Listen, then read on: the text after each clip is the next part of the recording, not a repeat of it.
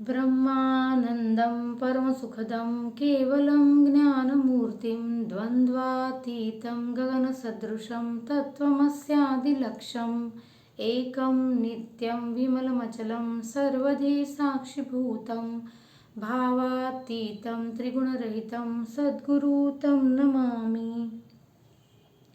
अवधूत चिंतन श्री गुरुदेव दत्त।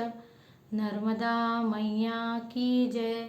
नर्मदे हर, नर्मदे हर, नर्मदे हर। नमस्कार। कृष्ण की कृपा से और गुरु की आज्ञा से ये सीरीज बनाई जा रही है जिसका नाम है नर्मदा और गुरु तत्व। एक परिक्रमावासी जिसके मन में ये भाव था कि नर्मदा परिक्रमा करनी है क्योंकि उसके गुरुदेव ने वो परिक्रमा की थी। उस परिक्रमावासी को ऐसा मन में था कि उसके गुरुदेव के सूक्ष्म स्पंदन अभी भी नर्मदा तट पे मौजूद हैं और उसी का अनुभव करने के लिए वो परिक्रमावासी चल पड़ा। ये सीरीज़ में हम उन जगहों का या उन महात्माओं का संदर्भ या नाम नहीं बताएंगे, बल्कि हम सिर्फ एक परिक्रमावासी और महात्मा ऐसा ही संबोधन करेंगे। इस सीरीज़ का उद्देश्य गुरु तत्व जो है, जो मैया के किनारे बहुत विस्तार से फैला हुआ है, उस गुरु तत्व की महिमा का बखान करने के लिए ही ये सीरीज़ है। तो चलिए आज हम शुरू करते हैं एक परिक्रमावासी की ऐसी ही कहानी जहाँ गुरु ने क्या उस परिक्रमावासी को सिखाया, ये हम जानने की कोशिश करते हैं। एक महात्मा थे जिनका शनि का मंदिर था, राम मंदिर था, हनुमान जी का मंदिर था। उसमें सारे परिक्रमावासी को आश्रय मिला था। महात्मा ने सब्जी बनाई हुई थी और रोटी के लिए आटा महात्मा ने परिक्रमावासियों को दिया था। जब परिक्रमावासी आटा गूंद रहे थे तो थोड़ी सी पॉलिटिकल बातें शुरू हुई, राजनीतिक बातें शुरू हुई। तभी वो महात्मा आए और गुस्से से बहुत ही कड़क स्वर में वो चिल्लाए और उन्होंने पूछा कि क्या आप लोग जानते हो कि आप परिक्रमा क्यों कर रहे हो? सारे जो थे वो चौंक गए। ये बिहेवियर जो महात्मा का था वो थोड़ा सा अनएक्सपेक्टेड, मतलब लोगों को ऐसा लगा कि महात्मा है तो थोड़ा सा विनम्र होने चाहिए वगैरह वगैरह। तो कईयों ने उत्तर दिया, कईयों ने उस चीज़ का उत्तर नहीं दिया। हमारे परिक्रमावासी ने ऐसा उत्तर दिया कि गुरुदेव इस पथ पे चले थे तो उसी गुरुदेव के पथ पे चलने की इच्छा से परिक्रमा शुरू की है। जैसे ही वो महात्मा वहाँ से गए, बाकी जो परिक्रमावासी थे उनमें थोड़ी सी डिस्कशन, थोड़ा चर्चा शुरू हो गई कि भाई ऐसे कैसे महात्मा हैं और इतना चिल्ला रहे हैं और ऐसे पूछ रहे हैं, ये वगैरह वगैरह। ये ह्यूमन बिहेवियर है, ये ह्यूमन नेचर है। लेकिन हमारे परिक्रमावासी को ये ज्ञात था कि जो भी अनुभव आते हैं या मैया के किनारे जो भी अनुभव मिलते हैं वो कुछ न कुछ सिखाने के लिए होते हैं। तो जब भोजन प्रसादी सबने पा ली तो हमारे परिक्रमावासी ने जाके महात्मा से पूछा कि क्या वो उनके गाय को चारा खिला सकती है, और महात्मा ने सहर्ष स्वीकार किया उस चीज़ का। फिर महात्मा धीरे धीरे हमारे परिक्रमावासी से बात करने लगे और जब वो बात कर रहे थे तो उन्होंने बताया कि हम एक परिक्रमावासी के तौर पे जहाँ भी जाते हैं उसका स्थान का हमें महत्व पता होना चाहिए। उस स्थान पे क्या घटित हुआ है, अगर वहाँ पे शिवलिंग है तो वो शिव की स्थापना किसने की है, किस कारण से उस शिव की स्थापना हुई है, उस स्थान का क्या महत्व है, ये पता होना चाहिए। फिर परिक्रमावासी को उन्होंने उस स्थान का महत्व बताया और फिर बहुत ही प्यार से उन्होंने एक पेड़ के नीचे परिक्रमावासी को बिठाया और परिक्रमा क्यों करनी चाहिए इस संदर्भ में एक बड़ी सी सुंदर सी कहानी कही। वो कहानी ऐसी थी कि एक तालाब था जिसमें बहुत सारी मछलियाँ थीं और उसमें से एक जो मछली थी वो पुण्यात्मा थी।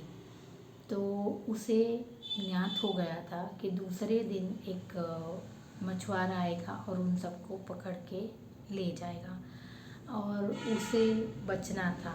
तो उसने एक संत महात्मा वहाँ से गुज़र रहे थे, तो उसने उनसे पूछा कि महात्मा जी, क्या आप मेरी सहाय कर सकते हैं?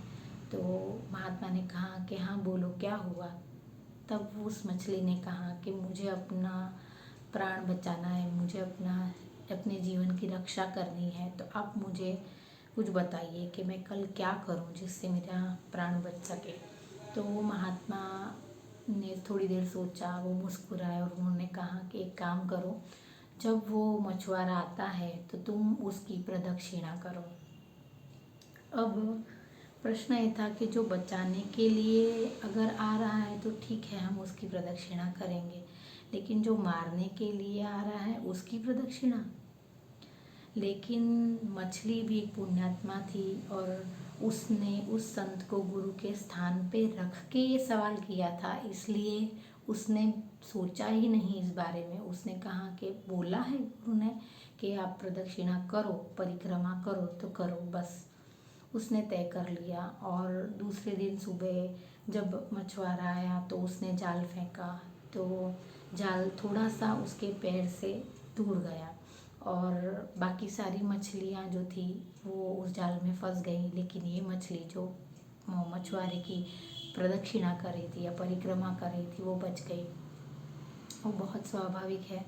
तो वैसे ही उन महात्मा ने हमारे परिक्रमावासी से कहा कि प्रदक्षिणा या परिक्रमा क्यों करनी चाहिए, क्योंकि ये जो भवसागर है, इस भवसागर से हमें कौन बचाएगा? तो मैया बचाएगी, मैया हमें विरक्त करेगी, मैया हमारे डर से हमको मुक्त करेगी और इसीलिए मैया की परिक्रमा करनी चाहिए। तो ये उनके श्री मुख से हमारे परिक्रमावासी ने सुना और ये कहानी हमारे परिक्रमावासी को सच में बहुत अच्छी लगी। अब हम इस जो घटना है इससे क्या क्या सीखते हैं, गुरु तत्व हमें क्या सिखाता है? सबसे पहले जब वो महात्मा चिल्लाए थे तो सबने ऐसा सोचा कि वो गलत वर्तन है, लेकिन आगे चल के हमें पता चलता है कि उनका उद्देश्य जो था वो सबको जगाना था।